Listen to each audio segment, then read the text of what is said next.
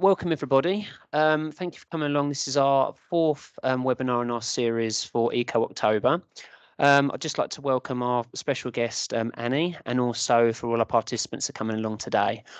This webinar will be recorded and uploaded onto our website for any future reference. Before I hand over to our guest speaker, I'd just like to take this moment to advise you of all the opportunities that we have on offer for our Uttlesford businesses. So this is our team. We currently have this myself, Rachel and Sarah. We form the economic development team. We're here to provide an on-hand service to our businesses in regards to business support. We also signpost for any financial support, any grants that are available, and also any training opportunities. We have 2 additional webinars this week. So on Wednesday, we have Discover a New Career in Retrofit. And on Thursday, we have a Practical Digital Sustainabilities for SMEs. There is still availability for both of these webinars. So if you feel that would be beneficial to you, please sign up.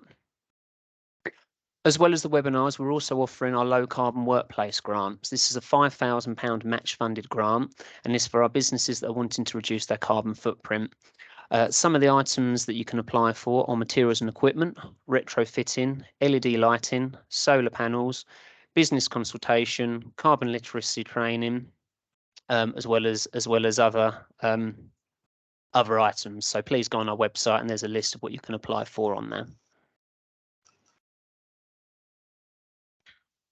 We also have one-on-one consultation. So this is a 1-hour consultation, taking a deeper look at individual cases and identifying problems and solutions. This pairs very nicely with the low carbon grant, because with the consultation, it will provide you ideas on things that you may or may not even have known that you could have used the grant for. This has proven incredibly popular, and we only have a few spaces left. So I would advise you to apply for that if you are interested. We also have business coaching, which is 6 hours online group sessions and 2 hours one-on-one private sessions with a business coach. We only have 2 spaces left with the I came with an idea and I left with a business. Again, this is fully funded and free to our businesses. The grants that we have available are our business startup grant. We have £2,500 match funded, and this is for any of our startup businesses that are 2 years old or younger. We have our High Street Premises Enhancement Fund. So this is £5,000 match funded, and this is to improve the front of your premises. We have our Rural England Prosperity Fund, and we have our Low Carbon Workplace Grant, which I spoke about previously. On our website, we have a free to download startup guide, which provides you everything you need to know if you're starting a business. So please go and look on our website and download that.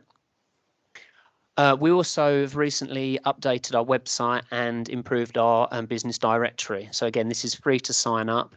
It is resident facing. So if you put your business on there, our residents will see your business. It's also a good way if our businesses want to collaborate with each other. So please, if you haven't done so, go onto our website and sign up that. We also have our e-newsletter, which provides advice and support on what opportunities we have available at this particular moment. So this goes out fortnightly. So again, I would strongly advise you to sign up to that just to get up to date with all the advice and support that is available to yourself. So without any final delays, I think I'll hand over to our special guest, Annie. So Annie, thank you for coming along and for providing us with your knowledge. Thank you. No worries, it's great to be back again, and today we are going to be talking about how to reduce your carbon footprint, and thanks so much for allowing me to talk to you guys. There will be lots of information in the presentation. If you do want to get in touch, I'll put my details up at the end, but you can contact me by email at annie@thesustainablelifecoach.com, or you can visit my website at www.thesustainablelifecoach.com. So without further ado, I think we'll kick off. So a little bit about me before we get into the nitty-gritties of today. I'm a qualified scientist. I do have an undergraduate degree in environmental science from Leeds and a master's in conservation biology from Manchester Metropolitan University, and I have done various different things. I worked in the corporate world for a while, doing customer service and business analysis and a bit of marketing as well. I have also taught fieldwork skills to volunteers in a bush camp in Tanzania with no water and no electricity. I've consulted for the World Bank. I've run my own NGO creating radio programs out in East Africa. I've also created TV programs out there too. I've won 2 awards at a competition at MIT University about climate change. And yeah, just done lots of different types of experience, whether that is in business or outside of business too. I deliver several different types of carbon literacy courses. So that is carbon literacy for individuals, for sole traders, freelancers and entrepreneurs, for SMEs and for marketing professionals, as well as toolkits that I can deliver for town and parish councils. And being released next week, it is community leaders. So that's a new course available. I also coach businesses and individuals on their sustainability, and also help businesses go through a transformation as part of the Net Zero Accelerator program. I've also eco-renovated my home. I volunteer as a climate champion for my local council here in Northumberland. I have an action group, and I've also been part of our divestment campaign. So I'm trying to be as environmentally friendly as possible in my lifestyle. But unfortunately, I'm not an expert on absolutely everything climate related, because that's impossible. But what I do have is a great network of eco experts that I can put you in touch with, or I can find a really good answer for you fairly quickly with my excellent research skills. I'm really here to kind of educate, motivate, hold people accountable, and also celebrate success in progress. If you want to pop a little bit about your business into the chat, I'd love to hear a bit more about what you guys are doing, maybe anything that you're doing at the moment to lower your own carbon footprint, whether that's at work or outside of work, any challenges that you have, all those different things, and maybe why you're here today. That would be fantastic. So do put them in the chat as we go along the webinar today. So what are we going to be covering? Well, I'm going to give you a little roundup about what the science says. I think we all know that the science is right, so we're not going to focus too much on that, so don't worry about the science section. We're going to talk a bit about what carbon footprints are, if you haven't really come across those before. We're going to look about how to use them in goals, commitments, vision and mission for your company. And then we're going to delve into the real important part, the sector of where the biggest impacts are for your business and where some quick wins are as well. Then we'll have a look at what you can do in your own personal footprint, and also some sort of barriers and solutions to those. And then there'll be an opportunity for questions and answers at the end. But yeah, don't forget, if you want to pop anything into the chat as we go along, we can always answer those. So we are at the point now where there is, a consensus. 99.9% of scientists agree, and that is that the Earth's climate has warmed significantly since the late 1800s, since the beginning of the Industrial Revolution, and it's down to human activities as the primary reason for that warning. And it's down to those greenhouse gases that we're emitting. And continuing to emit those greenhouse gases will increase the likelihood and severity of the global effects that we're now witnessing. But people like us, governments and businesses and other organizations, we can all work individually or collectively to slow down global warming and also prepare for some of the unavoidable consequences that we will face. So there's lots to do, but there's lots of things that we can work on. So when we're talking about carbon footprints, this is a method that is used to estimate the amount of carbon dioxide and other greenhouse gases that are released into the atmosphere as a result of our activities as humans, and that's things like driving cars, flying around on aeroplanes, or using electricity in homes and businesses. So the term carbon footprint is relating to the total amount of greenhouse gases that an individual emits, or an organization, or is within a product. So the process of carbon footprinting typically involves measuring the amount of energy consumed by a person, organization, and then calculating the amount of greenhouse gases that are emitted into the atmosphere. Now, that seems quite complicated. There are lots of different types of methods and tools that you can use, lots of online calculators, software programs, and specialized consulting services that can help you do that. Or there are some simpler methods that I'll go into very shortly that will help you there.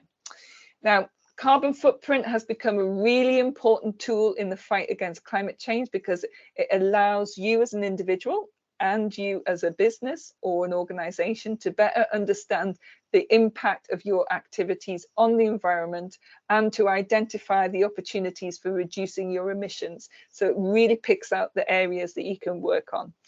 And by reducing carbon footprints, we can help to mitigate the effects of climate change and make a more sustainable future for us all. So originally, the idea of a carbon footprint was part of an ecological concept developed by Rees and Wackadagel. These are two researchers. However, the idea of a personal carbon footprint was made popular by the large fossil fuel company BP in 2005.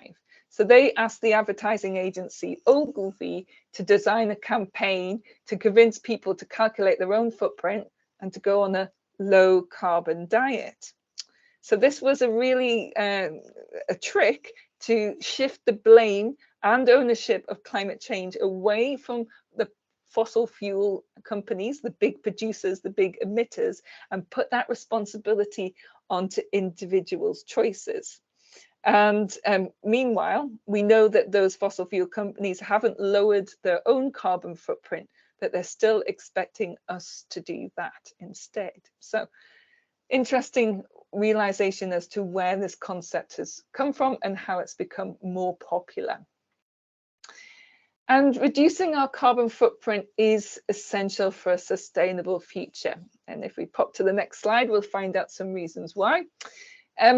Well, we know and we've seen, I mean, even in the last week or so, that climate change is already causing devastating effects, such as the extreme weather conditions, rising sea levels, and habitat loss. And so by reducing our own carbon footprint, we can slow down the pace of climate change and lessen those impacts. Reducing carbon emissions also leads to cleaner air and also a healthier environment. So by transitioning to renewable energy sources and adopting more sustainable practices, we can create new jobs, stimulate economic growth, and develop industries such as clean energy, green transportation, and sustainable agriculture. Renewable energy can generate 3 times as many jobs per £1 million invested as compared to fossil fuels.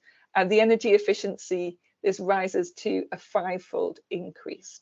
So reducing our carbon footprint can have some other environmental benefits, such as reducing water pollution, protecting our biodiversity, and preserving natural habitats. So what if it's all a hoax? Well, we're actually creating a nicer place to live. And just this last week, where I live in Northumberland, we had Storm Babbitt come through. My town has experienced flooding in the past. The last time was in 2008, where the waters rose to 28 meters in the river. This last week, it was up to 27.5 meters, but we've had some flood defenses put into place.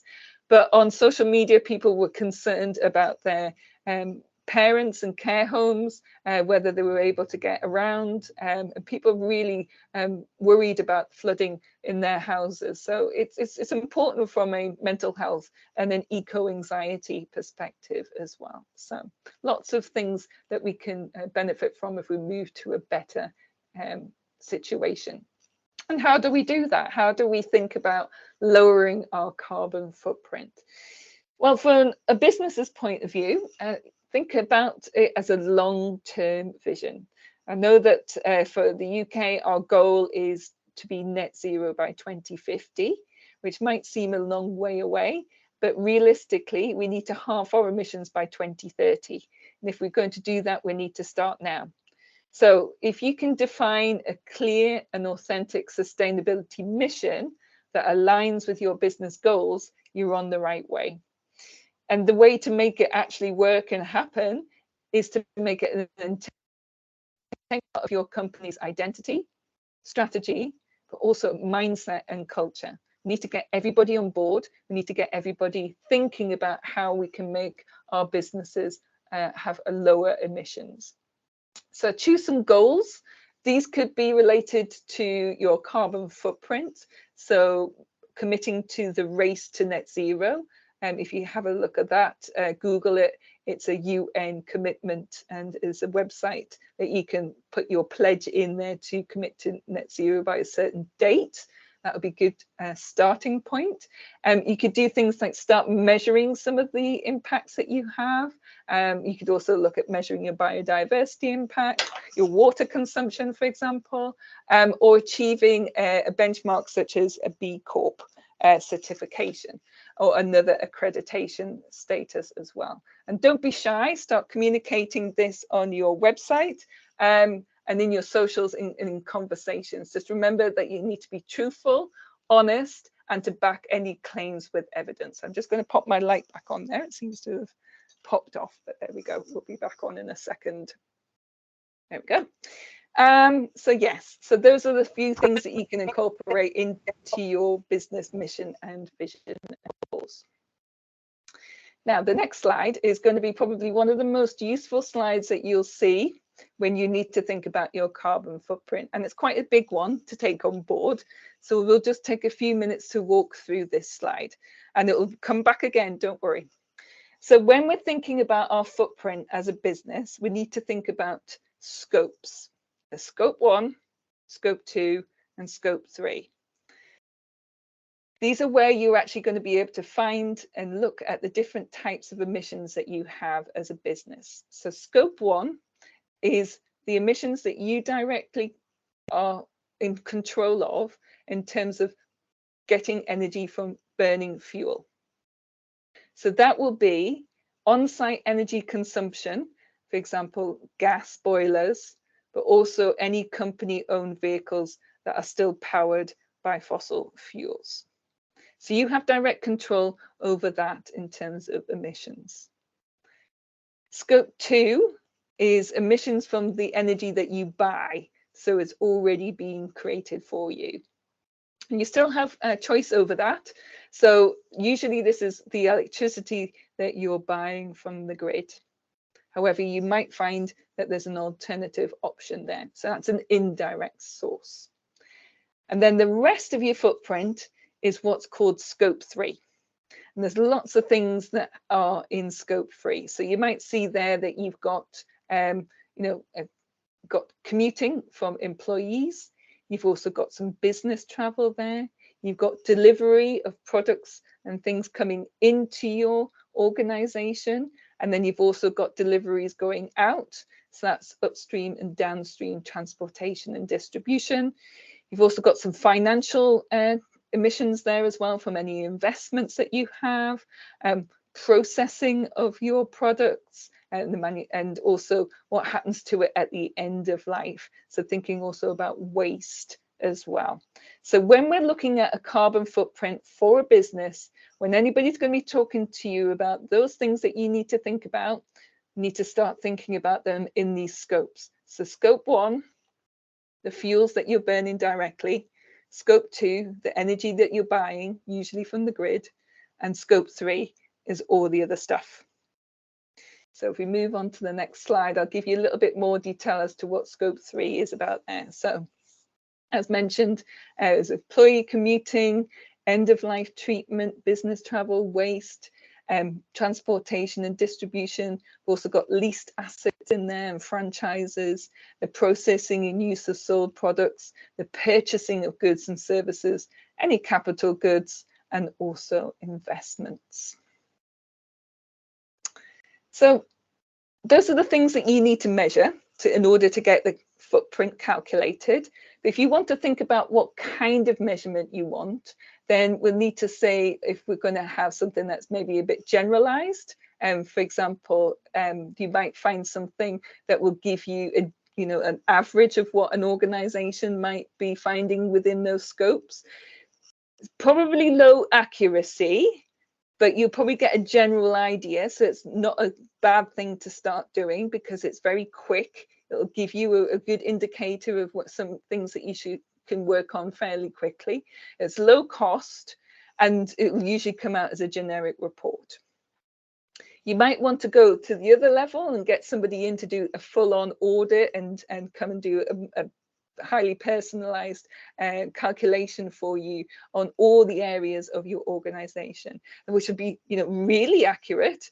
It'll also take, though, a lot of time, and it might cost you more than that little generalized report. So that solution will be a consultant to come in and do that for you. You might find that there's a hybrid solution somewhere in the middle that's a bit more, a bit more accurate than the generalized report, but not as accurate as your consultant. It won't take as long as your consultant might do, but it's not as quick as getting the report. It will cost you some money, so it won't be low cost, but it also won't cost too much. And that might be you in looking at investing in a software solution and putting in some facts and figures yourself. And we'll see how we do those different things on the next slide. So there are calculator tools out there. I would say that if you're looking for the generalized report, if you're looking for something that's free, quick, easy to get you going, put you on the right path, provide you with some ideas, check out Small 99. It's not going to give you the high accuracy that you might need, but it will start you on the right path and allow you to start making some real good progress. And that's what we all need to do. If you're looking for something that's going to give you a really good solid start, go for CBN Expert. Also a great way to sort of start thinking about putting in all the facts and figures that you will need. That's much more of a in-depth carbon footprinting tool. There's lots of training that you can get on that, but that's sort of like the medium sort of session in terms of what we're talking about here. There's lots of other ones. Ecology Zero is free and it does match up with the accounting software Zero with the X. You've also got Zella, Compare Your Footprint. Sage Earth will match up with the Sage accounting tool if you're using that. So some integrations are quite useful as well. You might also want to look at what's available from the Carbon Trust and Carbon Footprint. They also do usually provide consultancies as well. So you can start off by using their calculator. Some of them are free or some of them are relatively low cost.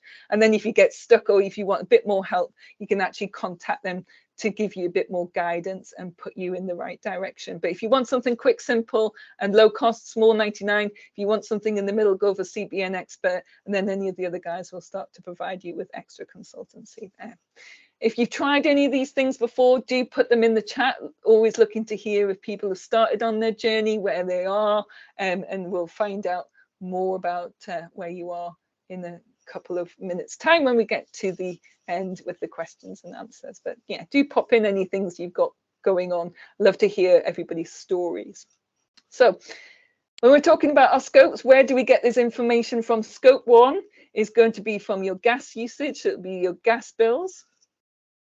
Fuel from your fleets, you're going to have to look at any fuel cards or mileage that you can calculate using, spreadsheets that are filled in by drivers, for example, or any sort of smart software that you can add to your vehicles. If you've got any refrigeration units as well, you might also need to calculate some of the F gases from them. So you might need to get some information from your suppliers who will be able to help you with your refrigerations. Scope 2 is fairly straightforward. Electricity you buy, you need to get your information from your electricity bill. Those two are fairly straightforward. Scope 3 is when we start getting a bit more into some complications, but we need to find out where your Scope 3 emissions are coming from. So look at your deliveries, who are they with, Ask them if you can provide some information on how much your deliveries and your courier services are emitting. Talk to your waste management company. You can get some information from your accounting software from where you're purchasing the most. Leasing agreements, talk to your customers, franchisees, and also look at your investment portfolio. Usually in the calculators, they'll guide you as to where to get the information from. And this is a journey. You know, you don't all need to get this information ready tomorrow. It's about sort of starting to get some of that information, building it up, and start making it part of your normal processes, the same that you would do if you're filling in your tax returns or your VAT, you know, all those kind of things from the financial side. You start to think of it in the same sort of way as accountancy for emissions as well. So some work to do. This is really interesting when you see what comes out of those kind of footprint analysis. This is a footprint from Apple. I'm sure we've all heard of these guys. And they claim that their operations accounts for less than 1% of their footprint. And 99% of their footprint lies in scope 3. Now, for most businesses, this is true. We're looking at between sort of 90 to 70% usually of a footprint of an average business for their emissions to be within their scope 3 sector. It's really important to understand that. So with scope 1 and scope 2, because they're under your control, you can do things about your electricity supply, you can do things about your energy supply for your buildings and also for your fleet. So there's lots of things that you can do. However, that's only a small portion of the overall footprint that you will need to be addressing. So that's where most businesses kind of get a bit stuck. If you hear the term carbon neutral as well, that's something that actually is going to be banned by the EU because it's not covering the whole of a footprint. Carbon neutral is only talking about scope 1 and 2. And then you can offset that. You don't actually need to reduce your emissions to say that you're carbon neutral. So when it comes to impact on climate change, it can be very, very small if it is only 10% of your business that you're talking about there. And even then, you're not reducing that 10%, you're only planting a few trees to offset it. So that's why carbon neutral is not going to be able to be used in the EU for very much longer, because they know it's not actually taking the right steps to become a low carbon company. It's just about masking some of the emissions that you've already produced. So yeah, think about that. You know, I know we're not in the EU anymore, but I'm sure there's lots of customers that you have that are still in there, and that applies to anybody who's trading with those EU countries. And I'm sure it won't just stick to the EU, it will become mandatory in other countries too. So how do you lower your carbon footprint? Well, after doing whatever calculation you chose, whether you were looking at that generalized report or you've had a consultant in, then the information that you've got from those calculations will be able to help you easily identify where the areas are of your business which are creating the largest emissions. And then there's some steps that you can think about that you will be able to do. Most of us can do these, and they're all fairly applicable, and these will be able to help you start to tackle your emissions. So as I say, the slide is back again because it's the most important thing when we're talking about today, and this is about where your emissions are within your footprint, and that's your scope 1, your scope 2, which, remember, the small part, and then scope 3, which is the more tricky and bigger section of your footprint. So if we roll on to the next slide, we're going to think about scope 1 to start with. This is about reducing your energy consumption. Are there any efficiencies that you can bring into your operations that will lower your bills? This is something that lots and lots of businesses have been thinking about recently. Unfortunately, not from purely a climate perspective, more from an economic perspective, but we are moving in the right way now that we're all thinking about how to be energy efficient, which is a great thing for our bills and for our emissions, but also for our bank balances. A lot of this is related to heating and lighting buildings, machinery efficiency, and vehicles, and there's lots of different things you can do. Think about reducing your heat loss always talk about insulation first. If you can, insulate, insulate, insulate. Look at the heating systems you've got and how these can be replaced with other options. Once you've insulated, switching to a heat pump, especially you've got a bit of land, you know, a ground source heat pump or air source heat pumps. You can think about things like sand boilers. If you haven't had a look at those, look them up. They're quite interesting. Infrared radiators, smart thermostats, thinking about, you know, positioning different items so they're not blocking your radiators, looking at, you know, closing windows, practical things that you can do to make your operations better. Making sure that windows are double glazed. If they're old, replacing them. Draft proofing, that still applies to your business as well. In the summertime, that could be about using fans or opening windows rather than putting the AC on. You could ask your employees to dress for the weather rather than dressing for the office. So there's some cultural things that we can do as well. If you haven't already, switching to LED lighting or movement sensors, switching off lights and appliances are always good. I'm probably teaching people things here that are already happening, but if not, see if you can do some investments. Make sure everything is running at optimum. For example, here where I am in Northumberland, I'm sure you heard of the company Greggs in terms of pasties and pastries and all sorts of things like that you can get from them. They used to have delivery drivers that would come to each of the shops and they would switch everything on. But Greggs realized that that was wasting energy because sometimes those delivery drivers are coming at 3 or 4 o'clock in the morning and the shops aren't opening till 7. So why is everything on for those hours? And it was all down to just a simple procedure change that not only saved lots of emissions, but saved loads of money for the company. So sometimes those small changes are not really actually difficult to implement. And it's really just about reducing waste and maximizing efficiency as well. So I'm sure you guys have thought of lots of things along the way recently, but this is one area that's quite straightforward to tackle. And if you have a look at the government websites, there's plenty of ideas and suggestions out there at the moment because everybody's energy saving mad, which is great. Another part of your footprint when we're talking about scope 1 is transport, and it also occurs in scope 3 as well when we're talking about business travel and employee commuting. And this is about rethinking mobility and making some better choices when it comes to transport. Remember, scope 1 is about company-owned vehicles. So this could be about switching to lower carbon options. That could be like a cargo bike or EVs, or thinking about carpooling as well. It also includes driving efficiently and avoiding travel by, you know, switching to online meetings, maybe, you know, collecting meetings together, so you're only doing one trip out and having several meetings rather than keep going backwards and forwards to the office. So there's some more efficiencies that you can do as well. When you're talking about scope 3 and thinking about mobility, it means a lot of the time deliveries that you are making and deliveries to you as well as that business travel and employee travels.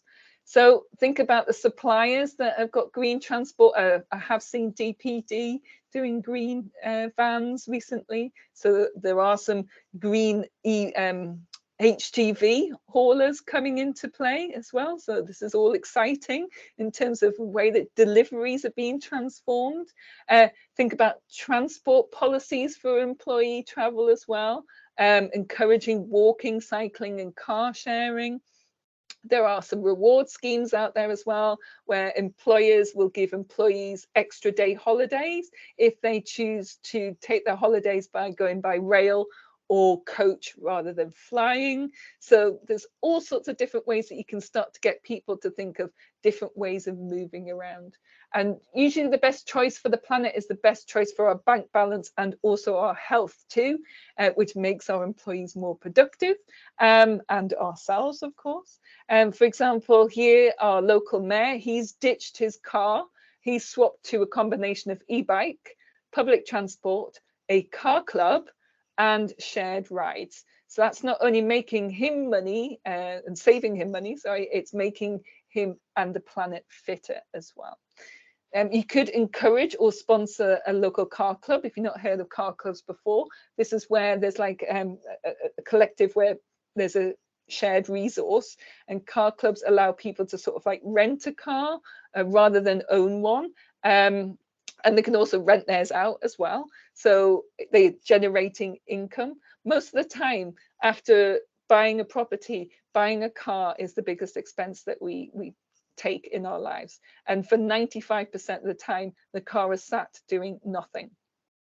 The average distance that we go in the UK in a journey is 8.4 miles. And usually that's things like going to pick up shopping, going to pick up the kids from schools, going to doctor's appointments, etc. So a lot of the journeys that we are taking could be replaced with something else.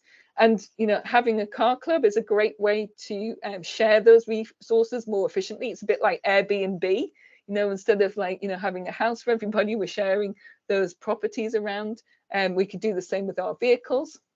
And the great thing about a car club is that you don't have to think about cleaning the car.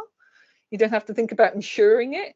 You don't need to take it for a service and do any maintenance. You just need to book it and then you can drive it. And some car clubs actually come with a driver as well. So for example, there's a car club near where I am, and it's £5 a month. And then you pay for every time you want to use it. Again, usually around about £5 an hour. It's a little bit more if you would like somebody to actually drive you, but that's great, for example, for the elderly community around here that may not be able to drive themselves anymore, but do need to get to hospital appointments, for example. And there's not always a patient transport or public transport to be able to do that where I live, because it's a bit rural. So lots of different ways that we can start think about being multimodal when it comes to transport. You know, the car isn't the solution to everything anymore. I'm going to give you a case study now. So these are some little doggies, and they're in a dog walker business. And the person who owned this dog walker business, she's changed to this cargo bike instead. And so switching over from her car to the cargo bike means that she's got lower costs. She's actually based in London. So obviously there's the ULEZ charges, there's parking fees, paying for fuel, all that kind of stuff. So that means that she's lowered her costs for her outgoings. She actually used to spend a lot of time looking for a car park space next to her clients. So she's reduced the amount of time that she needs to do that. So she's more efficient. This is also great advertising. The amount of people that ask her about a business because she's wheeling around the doggies, you know, and everybody's coming up to her and saying, oh, that's great, you know, blah, blah, blah, free advertising. She's got loads of business just by using the cargo bike. And she's also getting all of her exercise done while she's at work as well. So she doesn't need to go to the gym extra on top of that extra time. She's already done her workout as part of her day. And so that's a great little case study here about how you can change your mobility, change the way that you do your business, but actually grow your business at the same time. So really fascinating. I love this one. Yeah, so then the other thing that we can do, this is fairly straightforward. I suggest you do this if you haven't done it already. Scope 2 is about where you purchase your energy from. And the best thing to do here is to choose a genuine renewable energy supplier, or to generate electricity yourself. And if you can generate electricity yourself, generate as much as you can, and then also electrify as much as you can. So do look into the different energy suppliers that are out there and see if they're genuinely green. That means that they are actually investing in creating more wind farms, more solar farms, and make sure, see who they're owned by, and if they're generating any electricity to some of the like Ecotricity or Octopus, for example, or Ripple Energy too. Slightly harder is seeing solar panels or wind turbines for your business. Think about the maximum that you can generate if you've got a roof space on your business, and then you can export that as to the grid or part of a local community project. And there's definitely some funding that you can have a look at to see if you can help with that. That could be grants, or it could be a financing option. So choice of energy is usually quite straightforward. And then, as I say, this is a bit more of the tricky section, the scope 3. We've already covered how you can tackle parts of scope 3 when I was talking about rethinking mobility. But working on your footprint is mainly looking at and assessing and working with suppliers. So you can choose how to look at this. Usually it is the supplier that you're spending the most money with that you need to look at first. For example, there's a very large beer company, and they know that most of their emissions lie in their packaging, in the cans that the beer comes in. So think about having a conversation with your existing suppliers, see if they're willing to help you, if they're aligned to your goals. And if they are, that's great. However, you might need to think about looking for an alternative if there's another lower carbon option or another supplier that's much more likely to work with you. And keep assessing this and reviewing your options. There's new people coming up all the time, and there's always new innovations popping up. So you know, it's worth a review regularly. And don't forget about the disposal of your product. Is this an opportunity to think about redesigning what you're producing and making it, you know, less harmful when you actually come to disposing of it? So when we're talking about beer, I'm going to use an example in the next slide, which is about how a company has created their own beer company using waste bread. Bread is one of the biggest products in the UK that we waste, and they're turning that waste product into beer. It's a great opportunity to take something that is, you know, that's going to be wasted and create a revenue stream, or completely reduce that waste entirely. So I think this is a great solution. They've also got a unique selling point. You know, how many times can you tell people that you're drinking something that's made out of waste bread? They're fantastically famous now for this sustainable option. It's part of what we call a circular economy. So we're not using new resources, we're reusing resources to create something. And this is fantastic. So if you haven't checked them out already, do go and look at Toast. Maybe give them a try as well if you fancy it. And yeah, don't forget about our finances as well. So the financial institutions that you invest with and give your business to could also be having a big impact on the environment, because many of the banks, usually the high street banks, they're also well documented financiers of the climate crisis. And between them, the top 35 of the world's major banks have provided £2 trillion to fossil fuel companies since the Paris Agreement was agreed to limit warming to 2 degrees, or ideally 1.5. And actually that financing of the climate change has grown each year since the Paris Agreement. So have an investigation into your bank and see what they're doing with their money. And it's not your money that they're actually investing, because usually the banking arm's separate from the investment arm. But, you know, as an influencer, you could say as a business, I don't want to include their emissions as part of my footprint. So choose a better bank. If you have a look at mymothertree.com, or if you go to Make My Money Matter, which is an organization set up by Richard Curtis from Comic Relief and Love Actually, they will give you lots of information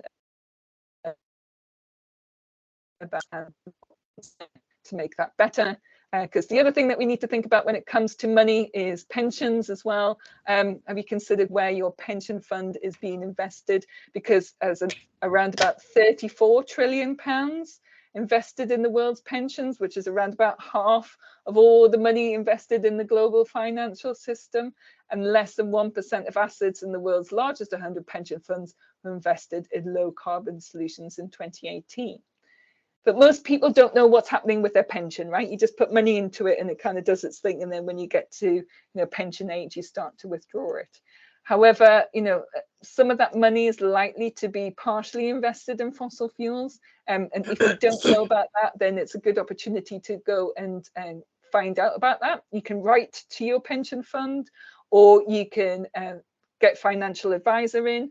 If you're an employer who has a pension fund set up for your employees, maybe that's an opportunity to take some time to reevaluate that. Again, check out Make My Money Matter for some more information on that. If you want to look at it in terms of a comparable, if you shift from fossil fuel investments to renewables, that's 27 times more impactful than stopping flying and going vegan combined in terms of reducing your emissions. So it's quite a significant one.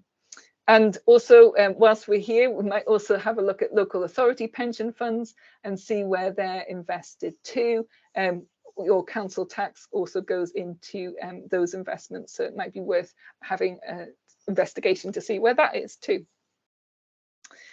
So as it's lunchtime-ish, we're also going to touch on food as well. Food is not something that's normally singled out and scoped as a sector itself, but it can be quite a significant part of your emissions, and it's also quite easily reduced.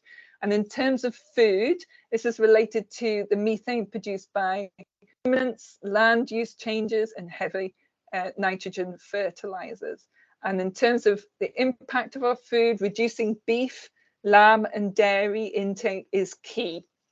So unfortunately, choosing a local or grass-fed beef doesn't make a significant difference. It's about reducing consumption, and that's the recommendation, not only from the climate experts, but also from the health experts as well. So doctors have been saying reduce red and processed meat consumption for a long time. Think about meat-free days, think about how you can compost at work, think about low-carbon lunches, apply that to business meetings, if you've got a canteen, if you're going to, or setting up any events, for example. And don't forget that if you're thinking about this and saying, oh, well, we'll have, you know, a vegetarian, well, cheese is still part of this in terms of a big impact. So I've been to some net zero events recently where we've had cheese sandwiches, cheese salad, and a cheesecake. And it's a case of having to write to them and to say, unfortunately, dairy still is almost as bad as beef. So if we could actually think of some other options that would make it a low carbon lunchtime, that would be really helpful. And they've taken that on board, which is great. So that's when we're talking about our footprint. If we can think beyond our footprint, this is Dale Vince here. I don't know if you've seen or heard of him before. He's the guy behind Ecotricity. He's also the guy behind Forest Green Rovers, which is the UK's first green football team. And he's also bringing in electrified planes so that we can actually have electric domestic air travel in the UK as well. So it's not just about the facts and figures, it's about thinking about innovation, it's about thinking about collaborating with other people. Maybe you can use their waste, or you can use their waste, or they can use yours. Thinking about changing your procurement policies, thinking about who you have as a client, and that could be quite interesting, you know, choosing the right people to work with, influencing others. Doing some activism as well. That might be just about voting or signing an online petition, but also thinking about creating a legacy as well. So, you know, choosing the right ideas and incorporating them into your business strategy. So just before we wrap up today, I'm just going to quickly go through what your personal footprint is all about. This is a little slide here that you will find in Mike Berners-Lee's book, How Bad Is Your Footprint? How About the Bananas, which is all about your carbon footprint. This is a Bible that I use to tell people all the time, all the facts and figures about what their personal footprint is. Check that out. It's really useful. In the UK, our average footprint is around 12.7 tons per year. And this is showing the typical breakdown here. We can see a quarter of our footprint is food, which I just covered. A quarter of it is to do with our home and accommodation. So if you can see there, we're talking about electricity and fuel. The same thing applies to us in personal footprints, which is all about reducing our energy use. And then we've got travel, which I talked about in terms of rethinking mobility. So think about how we can actually get around a little bit better in terms of the environment, but also for our health. And then everything else is what I like to call stuff. So it's usually buying things that is non-food shopping, like furniture, for example, clothes. They've got a huge footprint. And then our services, the health, education, and public services as well. The ways that we can tackle our personal footprint, if we pop to the next slide, usually we've been told about things that are very low or moderate impact. So, washing at 30 degrees, recycling, hanging our clothes out to dry instead of using the tumble dryer, and changing to low impact bulbs. I mean, most people have been doing those things for a little while now, right? Unfortunately, we do need to think about the high impact stuff if we're actually going to create a more livable planet for us to live on. And that's about eating a plant-based diet, which I mentioned, switching to an electric car or going car-free. I live car-free. It means that it is a little bit more challenging where I live, but it does mean that it is healthier. Also avoiding flights if we can, and switching to renewable or green supplies of electricity. And most controversially for most people, having one fewer child is the other high impact choice, which some young people are doing now because they're so concerned about their future, they're actually putting off having children altogether. So if we pop to the next slide. So why are we doing all of this? Well, the benefits are that means that your business is more attractive to customers. You can win contracts. If you are looking to actually put in a bid now, you're more likely to win a contract through improving your sustainability score.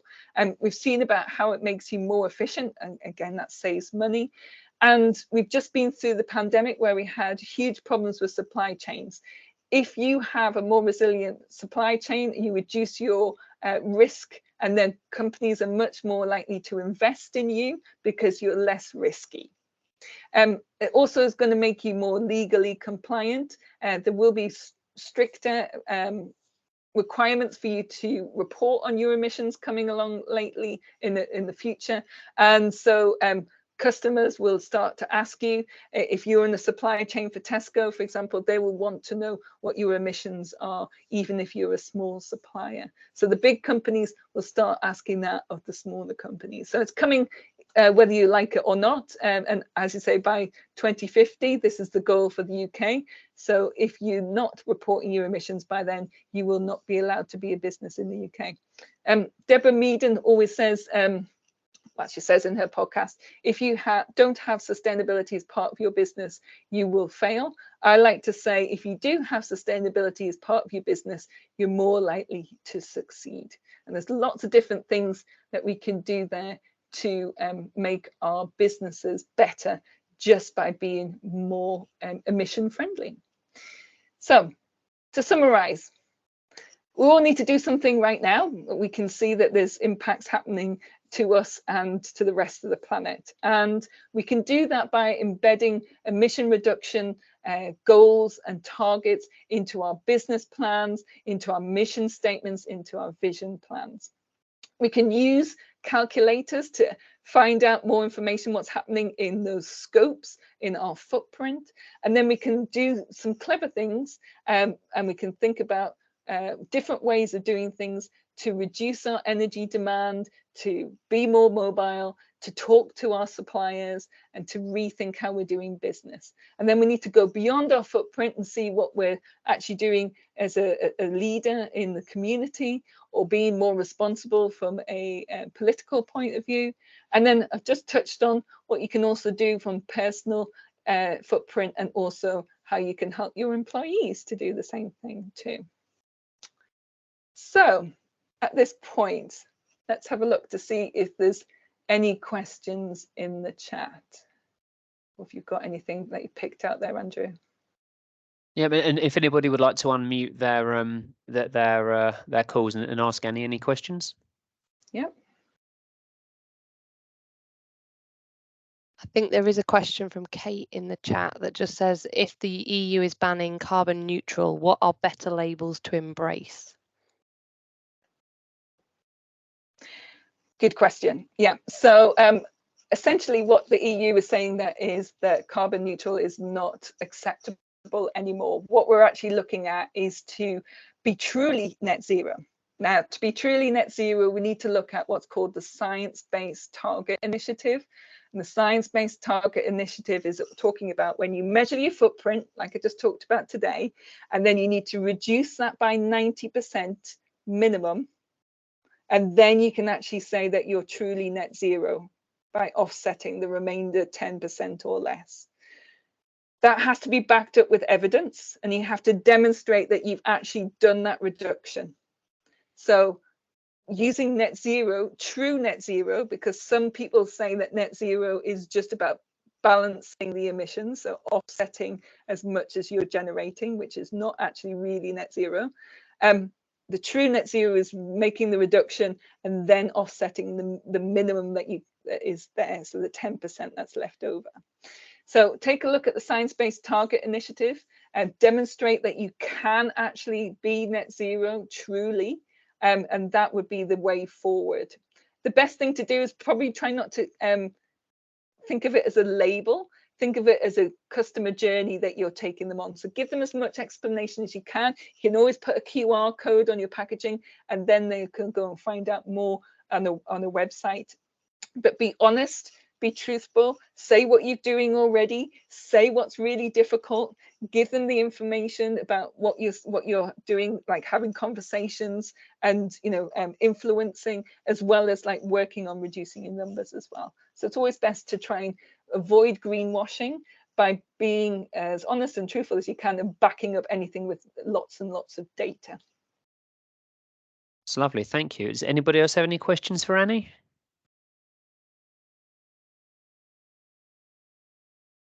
No? Okay, then. I mean, if anybody does have any questions, they can always get in touch with the economic development team, or they can contact Annie, and we can help with any inquiries. Okay, then I'd just like to thank Annie for coming along and joining us today. Thank you. Thanks so much, Andrew. Thank you. Take care then. Bye. Take care. Bye.